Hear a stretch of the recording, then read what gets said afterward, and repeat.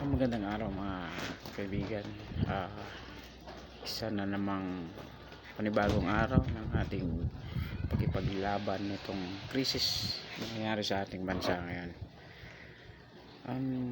Ngayon, matapos ang ilang araw na bibigay natin ng mga bundles of joy, na-realize ko na hindi lang pala ang physical na pangangailangan ang kailangan ng isang katawang tao, kung hindi pati na rin ang spiritual na pangangailangan. So ngayon, dito tayo paabot na aking makakaya, mamamahagi ako ng ilang mga salita ng Diyos na kung saan makakatulong sa atin na makarealize at makapag-isip, no? Kung paano natin labanan, kung paano natin puksain ang virus na ito, no? Yung COVID-19 disease. Ngayon mga kaibigan, mga kapatid, ang pagkain, ang material na pagkain ay hindi sapat upang mabuhay ang isang tao. Kailangan nito ang spiritual na pagkain, ang salita ng Diyos. Kailangan din ito ang spiritual na gabay na sa pamamagitan ng pagbabasa ng Biblia. Napaka-importante nito mga kaibigan. Nung araw, binaliwala ko lang yung salita ng Diyos. Hindi ako mahilig ako magbasa ng kung ano-anong mga libro. Subalit dumating ang punto na may nangyayari sa aking buhay na kung saan naisip ko na kaya nangyayari iyon dahil tinatawag tayo ng Panginoon, pinapalalahanan tayo ng Panginoon na uy teka, nakakalimutan mo na yata ako. Kaya yun mga kaibigan, bago ang lahat, magdasal muna tayo. Panginoon, maraming salamat sa pagkakataong ito. Maraming salamat sa aming buhay, Panginoon. Naway patnubayan mo kami lagi sa pamamagitan ng iyong mga salita. Panginoon, ikaw ang hari ng lahat ng hari, ang makapangyarihan sa lahat ng mga pangyarihan. Walang imposible sa iyong mga kamay.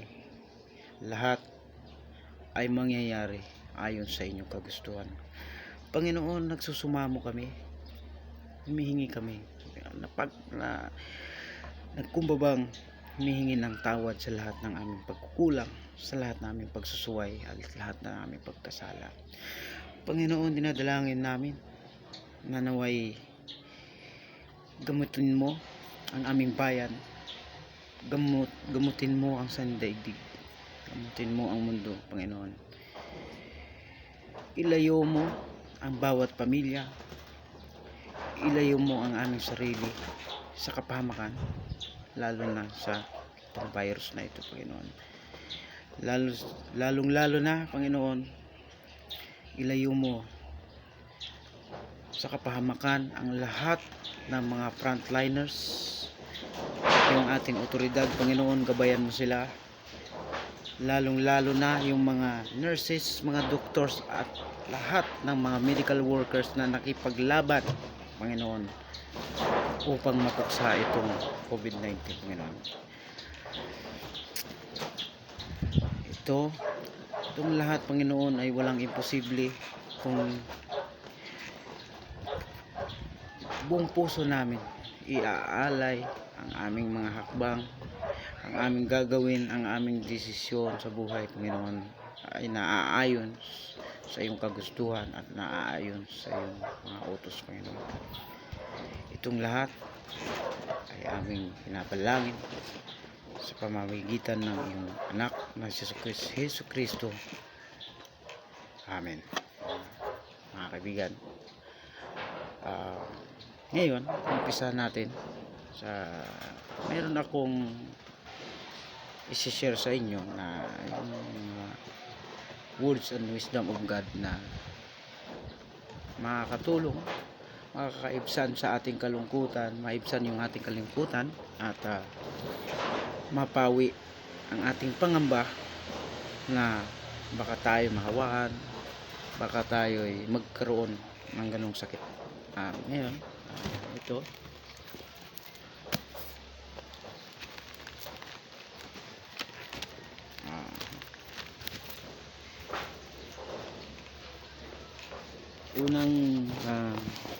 unang isi-share ko sa inyo ay ang ikalawang kronika,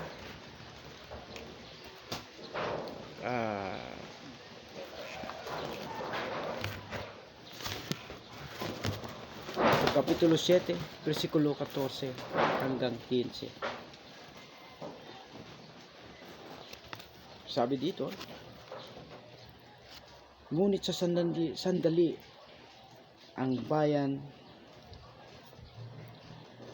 ngunit sa sandaling ang bayang ito na aking pinili ay magpakumbaba, manalangin, hanapin ako at talikdan ang kanilang kasamaan. Diringgin ko sila, patawarin ko sila at ibabalik ko sa kanila, lupain ang katiwasayan at kasaganaan. Ayan mga kaibigan, klaro no ang mensahe ng Panginoon. Kung tayo lamang ay humingi ng tawad, kung tayo lamang ay kilalanin natin ang Panginoon na siya ang hari ng ating buhay, ibabalik niya, pinangako niyang ibabalik niya ang katiwasayan, ibabalik niya ang kasaganaan ng ating bayan, mga kapatid. Kaya naman ngayon hindi pa huli ang lahat. Humingi tayo ng tawad, magpasalamat, humingi ng tawad at tanggapin si Kristo bilang iyong hari, iyong Panginoon. Kaya naman itong nangyayari sa atin ngayon ay nagsisilbing paalaala ng Panginoon na marahil ay nakalimutan natin dahil nalasing tayo sa kagalakan natin sa mga bagay-bagay sa mundong ito. Nalasing tayo sa kapangyarihan na iniluklok sa atin. Nalasing tayo sa lahat ng kayamanan. Nalasing tayo sa bisyo, mga kaibigan. Kaya pinalabit tayo ng Panginoon. Pinalahanan to, teka, nakalimutan mo na yata ako. Kung gayon, eto ka, etong para sa'yo, para maalala mo ako. Ayun mga kaibigan. So lahat ng ito, pag sinabi ng Panginoon ay ibalik ko ang kasaganaan at katiwasayan na iyong bayan, babalik niya yan. Ngunit kailangan nating kilalanin si Kristo, kailangan natin magpakumbaba at humingi ng tawad sa Kanya. So ayun mga kaibigan, dito naman tayo sa aklat ni Isaiah, 41, kapitulo 41, versikulo 10. Ako'y isa sa inyo, huwag kang matakot. Ako ang iyong Diyos, di ka dapat mangamba kanino man. Palalakasin kita at tutulungan, iingatan at ililigtas. Ito, klaro-klaro mensahe dito. Sabi ng Panginoon, ako ang iyong Diyos. Kasi dahil sa ating pagkalasing sa makamundong bagay, sa mamundong kaligayahan, ayun, nakalimutan natin na kailangan tayong magpasalamat sa araw-araw, kailangan tayong humingi ng tawad. Ayun, sabi ng Panginoon, ako'y sa inyo, huwag kang matakot, ako ang iyong Diyos, di ka dapat mangamba kanino man. Palalakasin kita at tutulungan, iingatan at ililigtas. Ayun. So, ayan mga kaibigan. Sinabi dito na siya lang ang ating Diyos. Sinong tinutukoy dito? Si Jesucristo mga kaibigan. Siya lang ang may kakayanan na magligtas sa atin mula sa pagkakalasing natin sa ating kasalanan. Siya lang ang may kakayanan na tulungan tayo, iingatan tayo. Siya lang, wala nang iba. Sino yon? Si Jesucristo. Alright, so dito naman sa libro ulit ni Isaiah, Kapitulo 53, versikulo 4 hanggang 5. Sinasabi dito, tiniis niya ang hirap na tayo ang dapat magbata. Gayon din ang kirot na tayo sana ang lumasak. Akala natin ang dinanas niya ay parusa sa kanya ng Diyos. Dahil sa ating kasalanan, kaya siya nasugatan. Siya ang binugbog dahil sa ating kasamaan. Ito ay gumaling dahil sa pahirap na tinamo niya at sa mga hampas na kanyang tinanggap. Ayun. Dahil sa mga pangako niya. Tinan mo mga kaibigan, handang-handa siya i-sakripisyo ang kanyang buhay na dapat tayo ang magtatamo ng mga parusa na ibibigay ng Diyos sa atin. Dahil sa mahal niya tayo, inaalay niya ang kanyang sarili, inaalay niya ang kanyang buhay upang tayo ay masalba. Okay? Klaro. Dito naman tayo sa Jeremias Kapitulo 17:14. Sabi dito, Yahweh, pagalingin mo ko at ako'y lubusang gagaling. Sagipin mo ako at ako'y maliligtas. Ikaw ang tangi kong pupurihin. Ayun. Sabi dito sa Jeremias. Ito ang dapat nating gagawin. Ito ang dapat nating sambitin. Na walang iba tayong sasandalan, wala tayong ibang sasambahin kundi ang Diyos lamang. Diba? Okay? So ngayon, dito sa sinulat ni Santiago, Kapitulo 15, versikulo 14 hanggang Santiago 5, versikulo 14 hanggang 15. Alright, babasahin natin. Sabi dito, mayroon bang may sakit sa inyo? Ipatawag niya ang matatanda ng iglesia upang ipanalangin siya at pahiran ng langis sa ngalan ng Panginoon.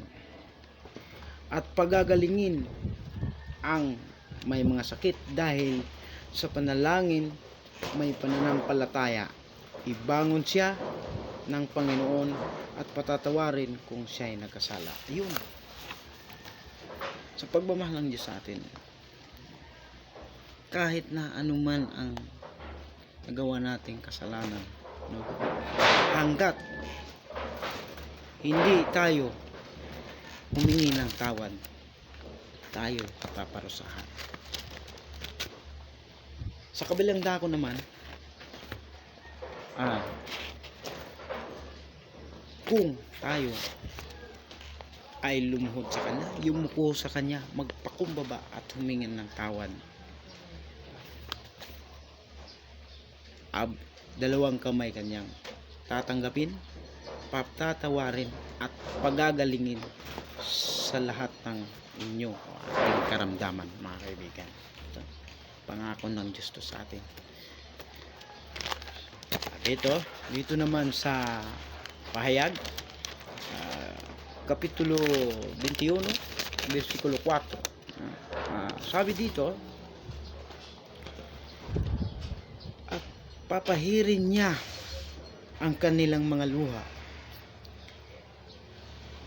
wala nang kamatayan, dalamhati, pag-iyak at sakit, sapagkat lumipas na ang dating mga bagay. Ayun, klarong klaro sa Revelation ang pahayag na papahiran niya ating mga luha, wala nang dalamhati, wala lungkot, wala nang sakit, kung tayo ay mananalig sa Kanya, kung tayo ay magsusumamo, kung tayo ay magkumbaba at humingi ng tawad sa Kanya. Ayun, mga kaibigan, ayun. So, ngayon, sa lahat ng aking mga na-share sa inyo na salita ng Diyos, iisa lang ang mensahe. Humingi tayo ng tawad at siya ay handang magpatawad sa atin. Lahat ng mga magagandang bagay ay susunod na yun. Susunod na hanggat hindi tayo pinatawad ng Diyos. Patuloy at patuloy tayong makakaranas ng dalamhati, ng kalungkutan, sakit. Kaya itong nangyayari sa atin ngayon, paalala ito ng Diyos na marahil ay nakaligtaan natin siyang pasalamatan, hingan ng tawad, o di kaya ay kinalimutan natin siya na siya ang hari, siya ang Diyos ng ating buhay. Ayun, mga kapatid, mga kaibigan, naway ang pagbahagi ko sa inyo ng salita ng Diyos ay makatulong at makapawi sa inyong dinadamdam ngayon, sa inyong mga kalungkutan at pangamba. Hanggat kakapit tayo sa Kanya, malakas ang ating pananampalataya at tinanggap natin si Kristo na bilang ating hari, bilang ating Panginoon, malayo tayo sa anumang panganib, malayo tayo sa disgrasya, malayo tayo sa tentasyon ng Satanas, kasi lahat ng ito gawa ng Satanas. Ngunit dahil tayo ay marupok, dahil tayo ay bumitaw sa pagkakahawak sa Kanya, dahil tayo ay nakalimot na siya lang ang ating sambahin, na siya lang ang ating pupurihin, kaya nangyayari ang lahat na ito. So, ayun, mga kaibigan, Panginoon, maraming salamat po. Naway magbigay ng kaluwagan sa kanilang damdamin, kaluwagan sa kanilang isip ang mga mensahe na aking binahagi sa kanila, sa mga nanonood, sa mga nanonood. I declare healing to the anointing power of the Holy Spirit. I declare you healed from any of the disease, any diseases mga kapatid. Lahat ng sakit karamdaman nasa iyo ngayon, I declare you healed in the mighty name of Jesus Christ. Lahat ng problema, lahat ng kalungkutan, lahat ng pangamba, out in the name of Jesus Christ. Panginoon, na dinadalangin namin na uulitin ko po, naway patnubayan niyo po ang lahat ng aming mga leader sa pamahalaan, lahat ng mga otoridad, naway magiging matibay sila, na hindi sila madapuan ng sakit, na hindi sila bigyan nyo po sila ng karagdagang lakas upang magampanan ng maayos ang kanilang buhay. Gabayan nyo po sila sa lahat ng hakbang na kailang ginagawa. Panginoon, pagtibayan mo po ang lahat ng mga medical workers, lahat ng frontliners, nurses, doctors, medical technicians, lahat. Panginoon, tibayan mo ang kanilang sarili, ilayo mo sila sa pagkahawa ng virus na ito, yung COVID-19. Panginoon, bigyan niyo po sila ng lakas, bigyan niyo po sila ng lakas ng kalooban, lakas ng espiritual, lakas ng pangangatawan upang magapi, upang malampasan natin ito. So mga kaibigan, naway nakatulong. Maraming salamat sa inyo, sa inyong panonood. God bless you all. To God be all the glory.